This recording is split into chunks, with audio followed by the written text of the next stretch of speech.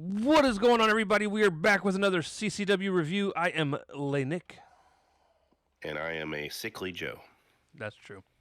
And we're here to talk about Double or Nothing.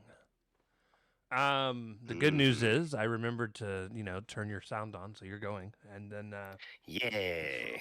so no Everybody gets to hear these sweet baritone sounds of sickly me. yeah, no more, we're forgetting that, hopefully, for a long time.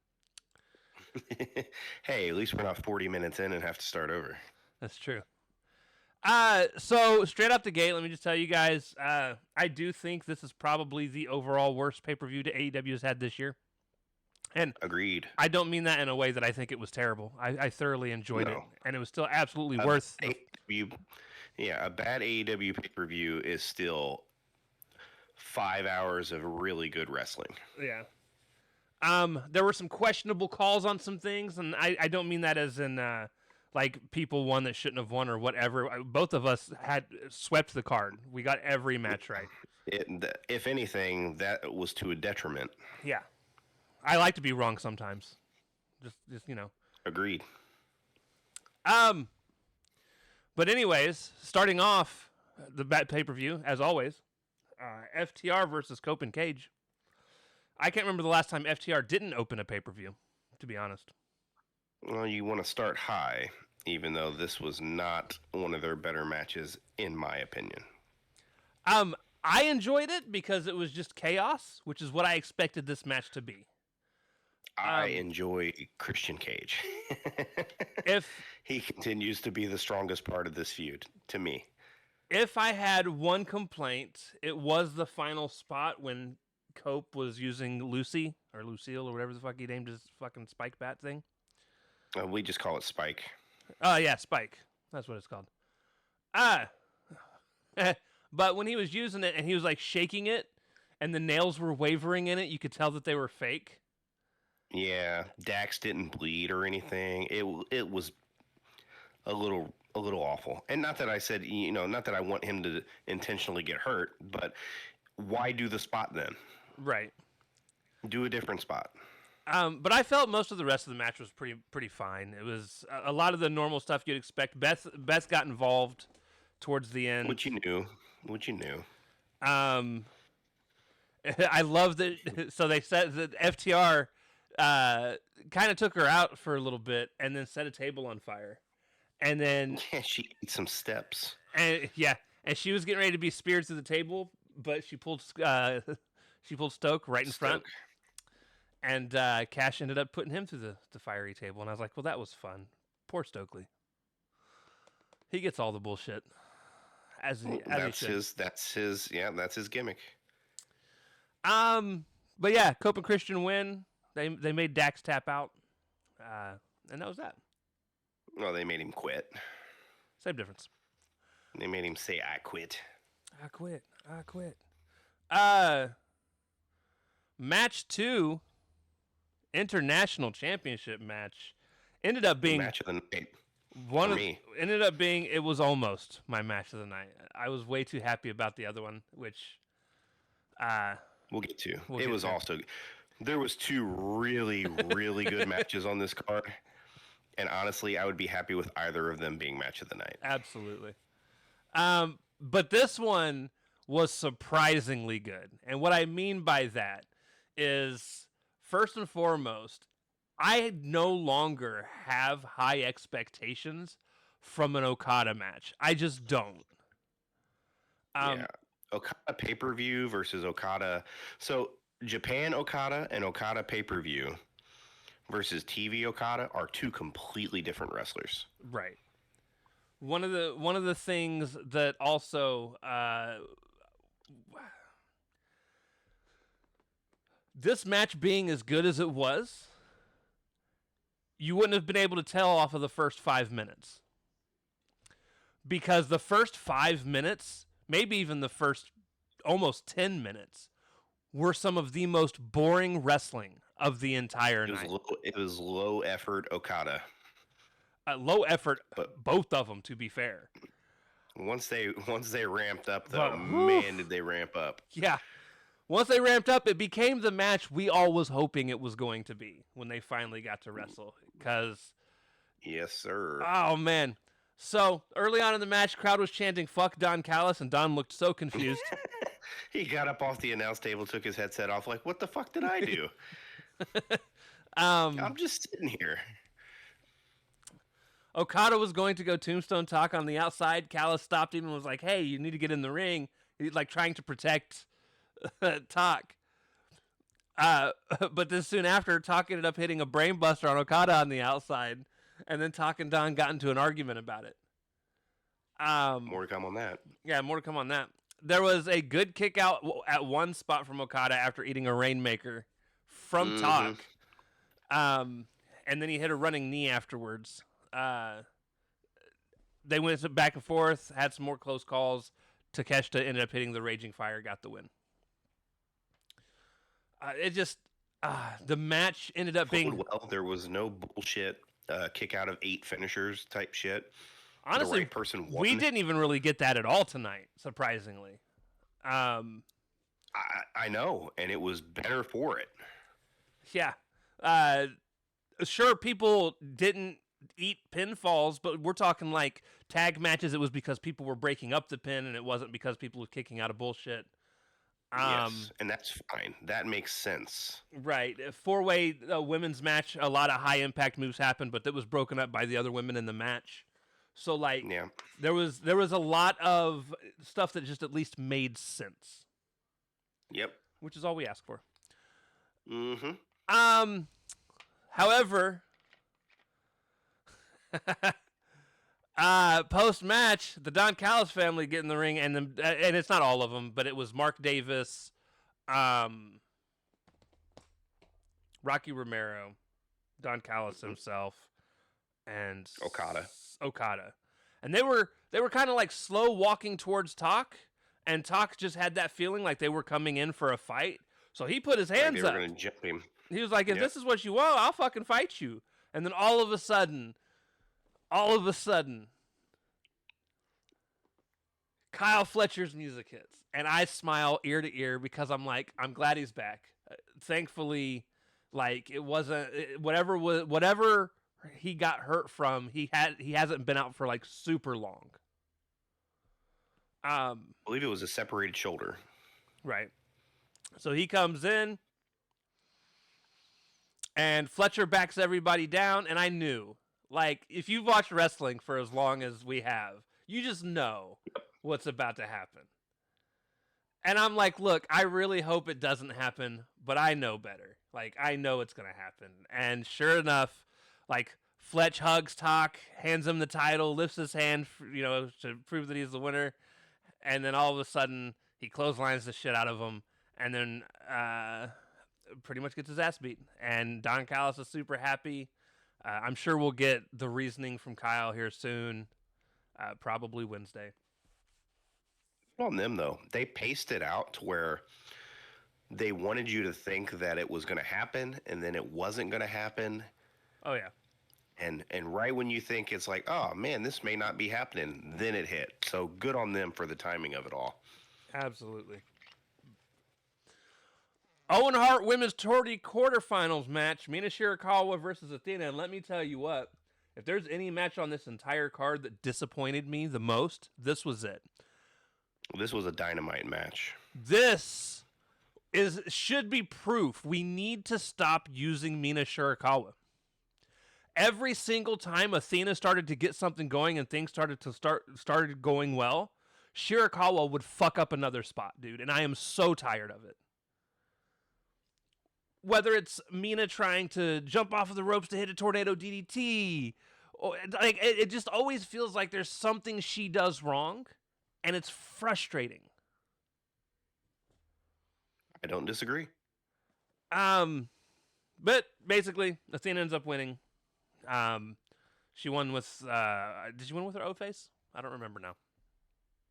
I think so. I don't either. It was that forgettable. The right person won, so she's gonna move on. Sure, but sure.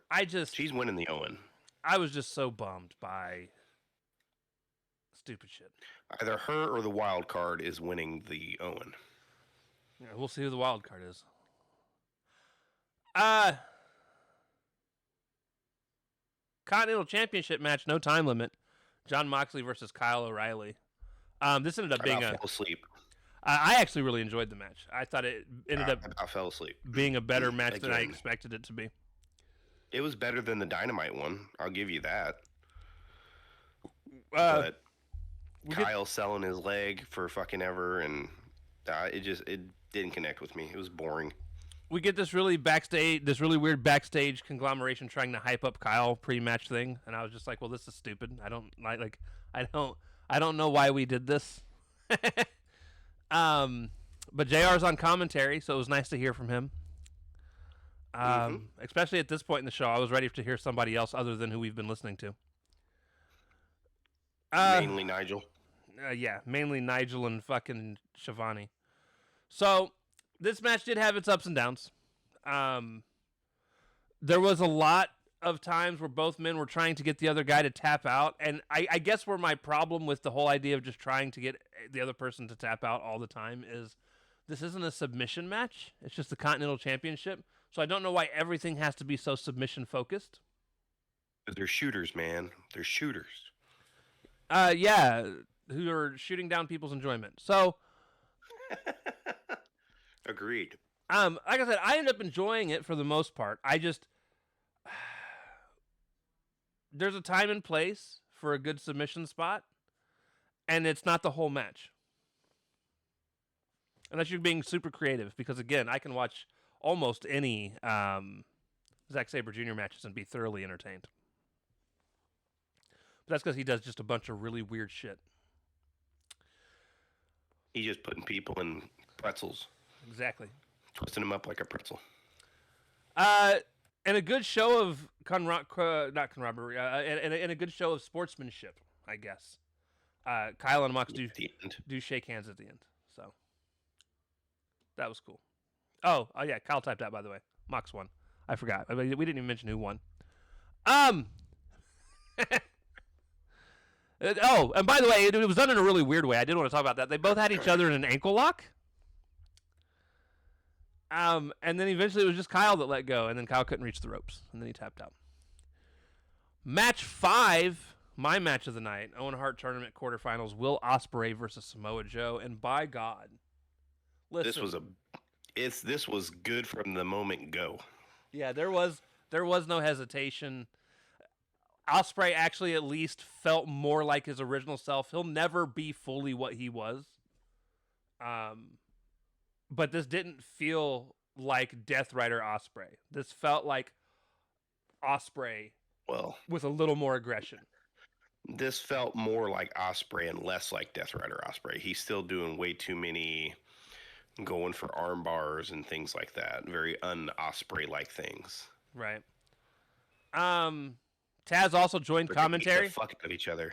They beat the shit out of each other. Yeah, they did. Taz also joined commentary, which made the show so much better. Oh yeah, it did.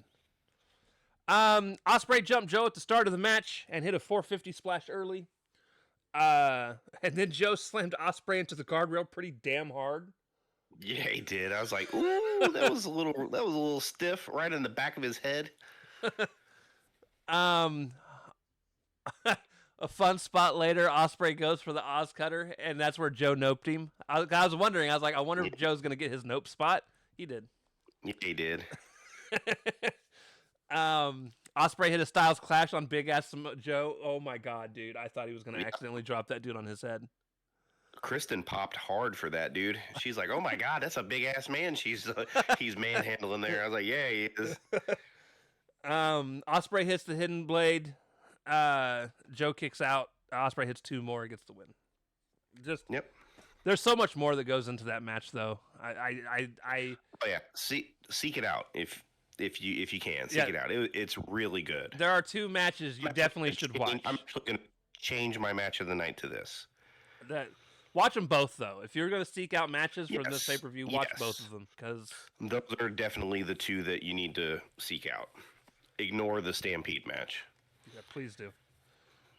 Which I liked, by the way, but you just don't need to watch it. Like, unless, like, if you're watching it live, cool. If not, don't go back for it because it wasn't. No, it was not anything worth your time. It was boring.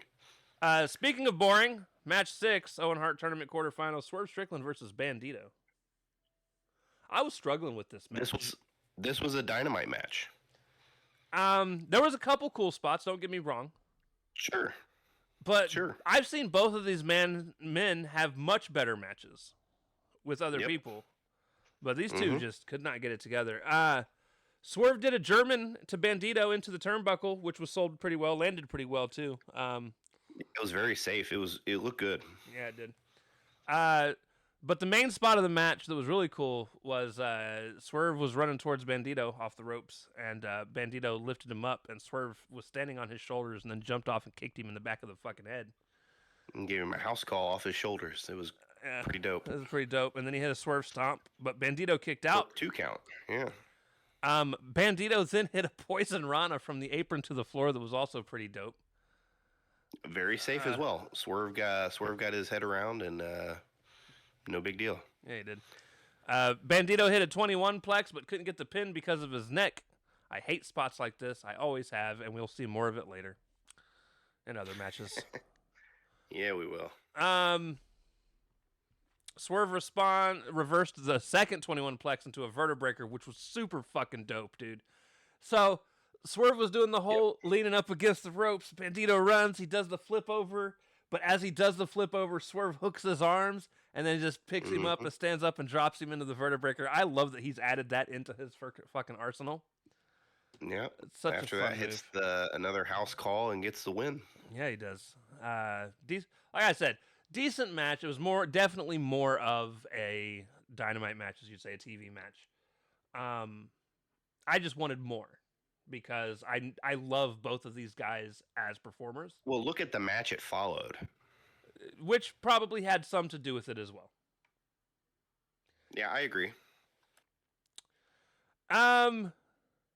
Match 7, AEW Women's Championship match. Tekla versus Hikaru Shida versus Chris Statlander versus Jamie Hayter. At some point towards the end of the match, Shida accidentally hit Stat. So shortly Who there, saw that coming? Yeah, who saw that coming? So shortly thereafter, Stat ended up taking her out, and then also took out Hayter in the process. She goes in the ring, starts to fuck Tekla up. However, Shida comes in with a kendo stick and just beats the fuck out of Stat. She goes to hit Tekla with the kendo stick, but Hayter grabs it and then pulls her out of the ring with the kendo stick because apparently Shida just won't let the fuck go. And then Tekla ended up hitting the curb stomp on Shida. Was it Shida that she hit it on? I can't remember. I don't remember. No, I think it was. I think it was Stat. Yeah, I think it was Stat. But Tekla wins, as we all thought she would. And listen, the thumbnail is not this, but I almost made it this. We finally actually got a really, really good looking on-screen shot of Tekla doing her little upside down spider pose above the women's title after winning, and it just looked really good, and I was like, oh man, that's going to be my picture of the night, until the end of the night happened. The end of the night. But yeah, no, it was just a really cool shot. Okay, speaking of the end of the night, match 8, Stadium Stampede match. Listen, I'm going to go over a bunch of stuff that I did enjoy, because I did enjoy a lot of what happened in this match. There's also a lot of really stupid shit. It's your standard Stadium Stampede match. You're always going to get a bunch of stupid shit and some shit that's really cool. It's a mix of absurdity and comedy and just nonsense. Yeah.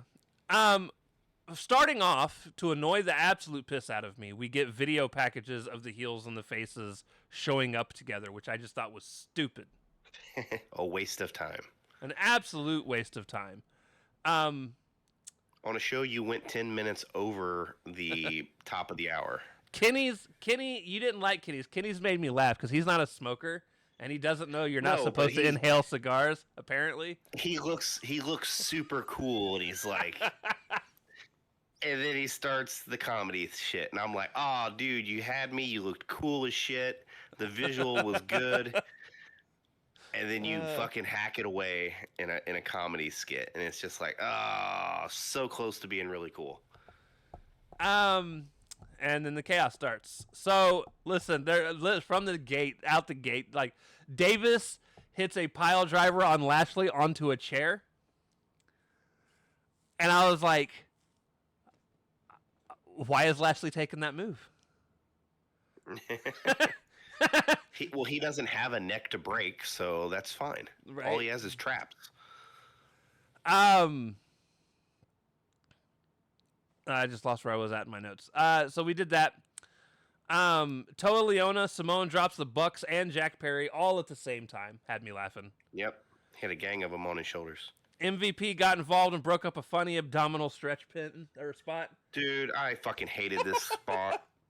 So we had Kenny selling his stomach like always because he had diverticulitis. we had And then a chain of motherfuckers outside the ring doing the stretch thing.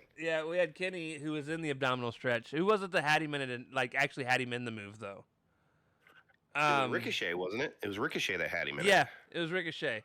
And then the tag team spot that normally happens is somebody will be on the apron and they'll pull their partner's arm to try and stretch the abdominal stretch a little further.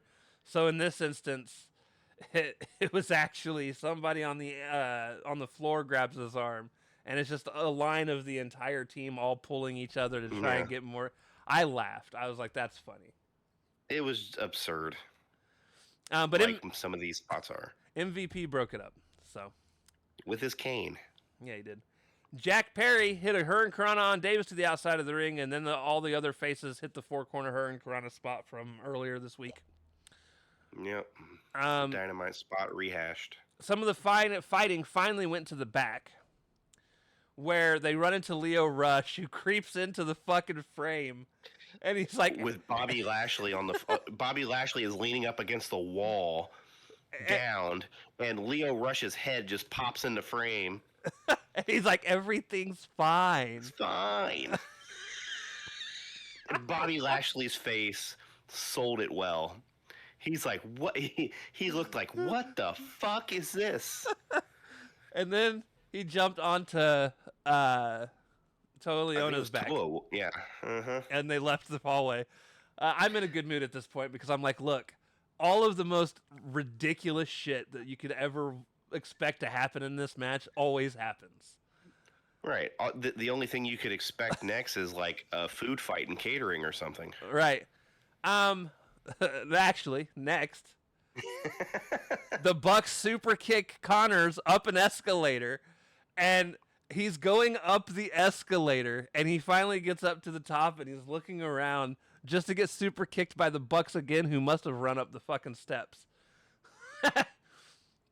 It's fantastic. The Bucks then, did I not write down the food fight? I thought I did. Oh, there it goes.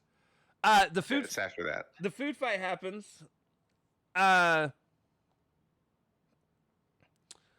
in the back, inside a room, and there's Satnam Singh is sitting at a table, and they're in catering, and it's Davis.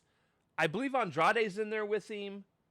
Yep, Andrade's in there. I think Kenny's in the back as well. And there's two faces that they're up against.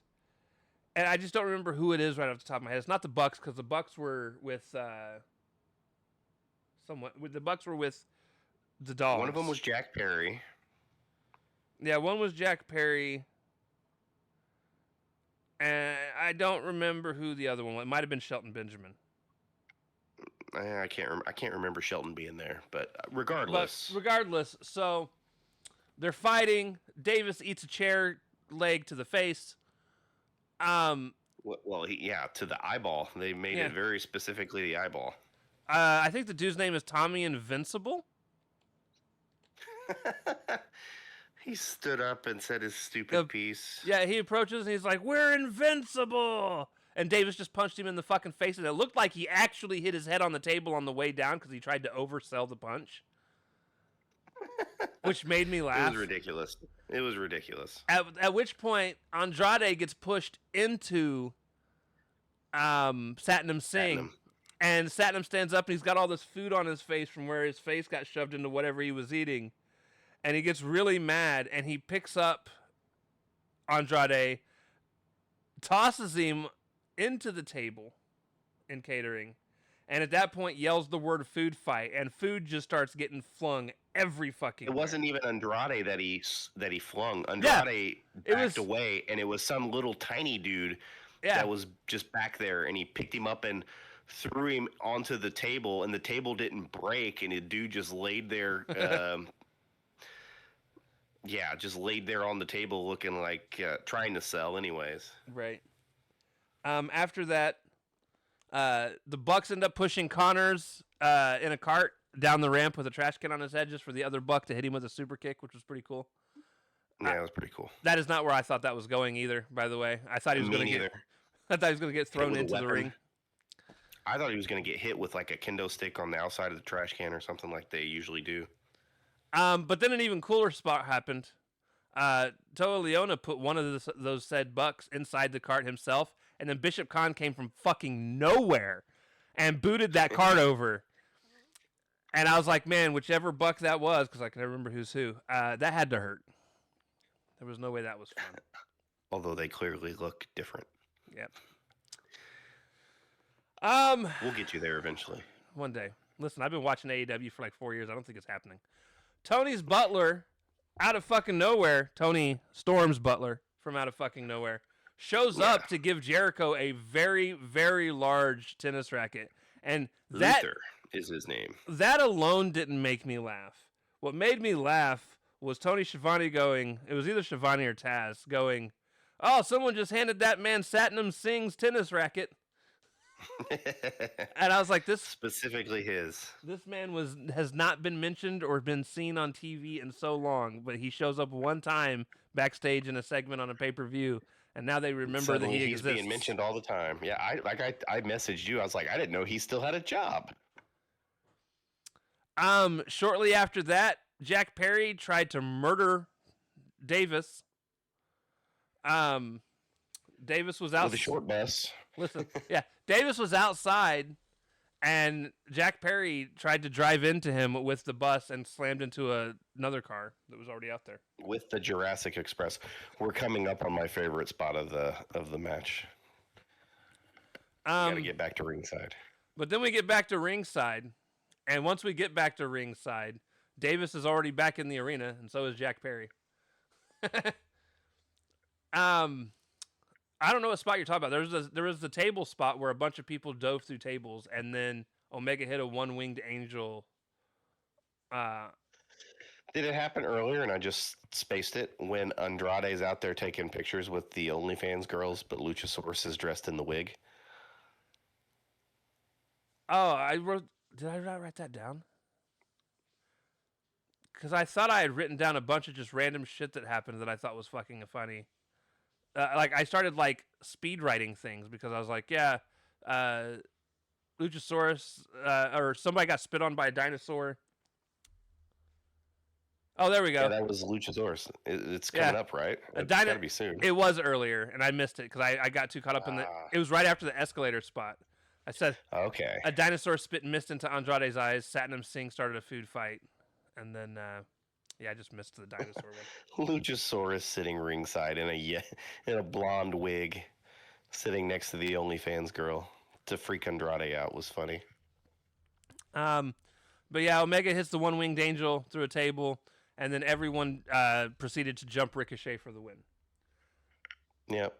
It was lame. My favorite moment of the entire match, just because of how funny and ironic it is, I got to watch Clark Connors hit a spear on Bobby Lashley that is better than any spear Bobby Lashley has ever hit on anybody else.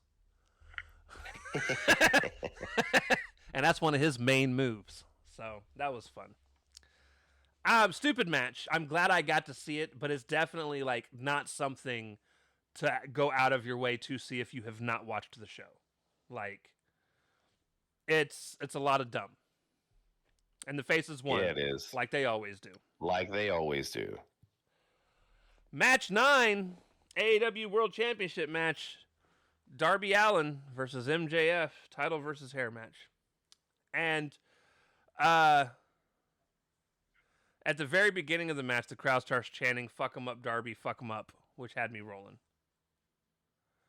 Oh, what do we? There was a chant that happened earlier, and I think I was just mentioning. I only mentioned it in our chat. I didn't actually write it down, and that's probably why I forgot to mention it. Oh, what was it? Oh, I remember that. I remember you mentioning it. Um, hold on one second. I found it. It was actually during the tag match. I did unpause it. I found it. Okay, so during the tag match, what I think it was Dax had Christian in a submission, and he asked Christian. He said the ref asked Christian, "Do you quit?" And Christian goes, I banged your mother."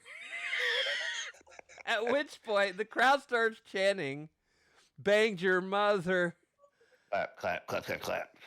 And then they went to another chant. I just don't remember which one they replaced it with because I don't remember the actual tune of it. But it Banged your mom, banged your mom. I don't even think that was it. It was a different one. But Oh, the words were, "Oh, he banged your mother," and yes. but Christian was, either way, the shit was hilarious. yeah. Christian was the MVP of that match for me, but that's not uncommon for good old Christian Cage. Yeah, it was a good one. Anyways, back to match 9. So the crowd starts chanting, "Fuck him up, Darby, fuck him up," which was fun. Listen, very early in the match, so I actually watched this pay-per-view with a few people in Discord, and everyone thought this man had died early in the match. Well, when he dove out and landed on his head because he clipped the rope. Yeah. He actually landed on his shoulders, but it was close. Like this man, he was close. He was close. Darby then missed a coffin drop shortly thereafter because MJF moved and he landed on the apron. MJF hit a nice little package pile driver on Darby on the steel steps. Yep. Darby hit a low blow on MJF, but MJF kicked out of the pin attempt.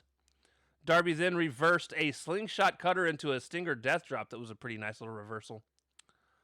And then we got this really cool spot where they were doing that thing that luchadors usually try to do, where Being the rolling one counts. yeah, they're doing the rolling one counts back and forth and kind of basically just spinning in one big circle as they're trying to do it. And they went for a fucking while. MJF pulled a, okay, this part was stupid. So Darby went to go dive on MJF at one point, and MJF pulled a cameraman in front of him, and the cameraman ate the dive. The problem is, the cameraman only caught. Fine on. He was only clipped by a leg. First off, okay. Yeah, and the other camera angle showed he was absolutely fine. Yeah, the other camera angle showed that when he landed, he made sure to put the camera down as he landed in a way and even readjusted it to make sure he could get a good look at Darby on the ground and then proceeded to pretend like he was dead. Yep, it was weird. I was like, that's terrible. Yep, they should have never showed that other angle. Darby did a coffin drop. Darby actually, there was a really cool thing. So they go up to the top of the ramp, set MJF up on the table that was holding the Clippers. And he laid MJF on the table and then climbed the set and did a coffin drop off of the step. However, in the process, as he rolled, he clipped the back of his head on the edge of the platform it was on and busted his head open. So there's that. Yep. Which he does a lot. That he does. Back in the ring, Darby hit another coffin drop. MJF kicked out of the pin attempt. Darby goes for the Scorpion Deathlock, but faints because, That's his move now. That's his move. Because he's had all these defenses, Right. which that whole thing bothers me, not the defenses themselves. Well, But he like, can kick out of 10 finishers back to back to back, but, he passes out when he's doing a submission hold. right. But like, I'm supposed to sit here and pretend that like we don't know that wrestlers used to wrestle, 5 nights a week. Six. They wrestled 6 days a week, twice on Saturday. Like, and now all of a sudden I'm supposed to pretend that just because you had like 6 world title matches in a month and a half, that all of a sudden, like, You're spent. you're Yeah. spent. You have nothing left to go. Um. So, anyways, MJF hits an avalanche tombstone pile driver and then hits the headlock takeover for the win. Post match, MJF is standing on Darby's chest, and Kevin Knight comes out and chases him off. And He's being stretchered out. yeah, he's on a gurney, on a stretcher, whatever you want to call it. And he's doing the whole thing that he did with Hangman Adam Page. And except he wasn't full on just standing on Darby like he was with. He just had 1 foot on him. Yeah, 1 foot on the apron, 1 foot on Darby's chest. So Kevin Knight comes out and chases him off and climbs up onto the turnbuckle to kind of taunt at him. And I knew. I just fucking knew. Like, again, if you watch wrestling long enough, you just know. You just notice positioning and camera angles and things like that.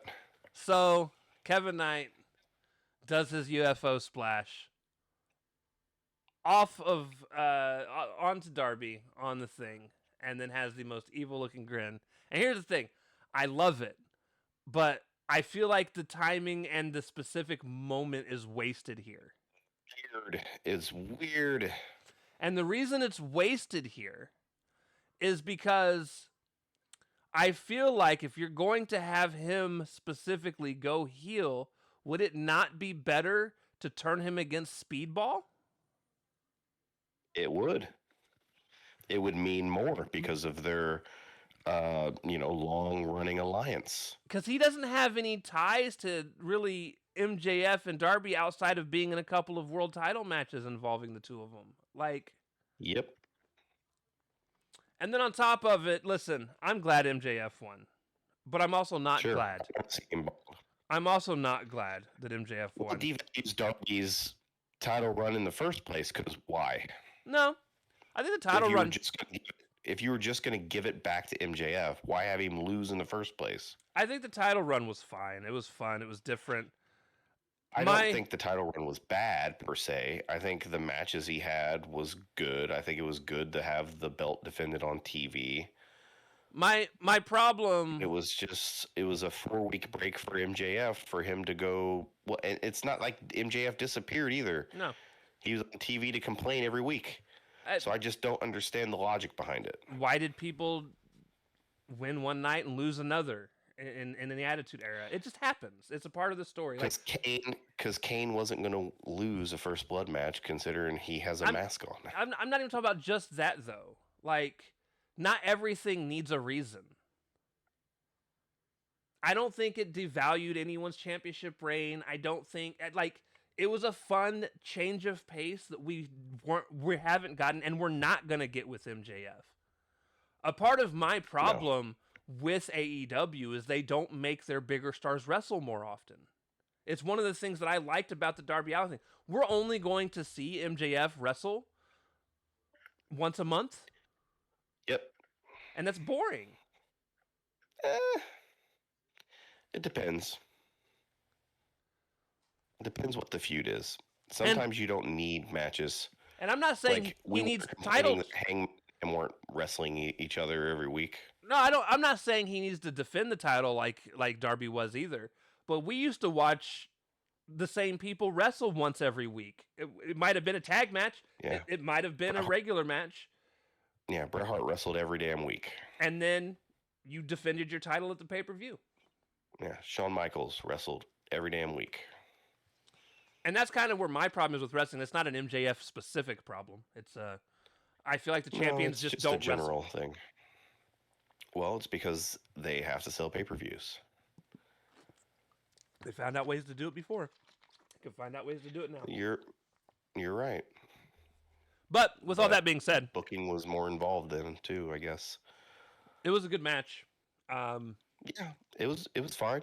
Like I said, there was 2 good matches, 2 great matches, 2 dynamite matches, and a spectacle. Yeah, and a spectacle. A testicle spectacle. Mm-hmm. But yeah, so I believe our next show is Dynamite. That is true. It's been it's been so nice not covering. Listen, you had mentioned Oh, dude, we how watched bad Sunday night. Saturday night's main event was, and I was like, I didn't waste my time. I was trying to play Lego Batman through it, but it was still on, and it was driving me crazy. Just, and that was without all the commercials, because it's Saturday night's main event, so I was watching it on YouTube through whatever country I was in. But it's just the pacing of their matches. All their matches are samey, and it's just, at least with AEW, whether I like the spectacle of it all or everything like that, there's variety. Right. WWE, everything is the fucking same. I had a thought, and then I can't remember what it is now. Fucking hell, dude. Yeah, I've thoroughly enjoyed not watching WWE. I can legit say Agreed. I haven't felt like I'm missing out on anything by not watching it either. Dude, it feels like being in an abusive relationship and finally leaving that abusive relationship. It really does. And I hate to characterize it as that, because I know that is a very serious thing. Right. But the relief and the joy I have of not being in this relationship anymore, I finally feel like I have my life back. And that is sad. I don't disagree. It's actually a really good fucking terrible analogy. It's liberating. But it's liberating. I am living my best singles life, not being attached to WWE. And I can see emotions. Oh my god, guys, watching the main show of the month and not being hit with ads is fantastic. Aside from the one pre-show thing where they're like, "This match is brought to you." The pre-show thing that was terrible. It was brought to you by Coco Vita Coco, or whatever the fuck it's called. It was some sort of coconut water.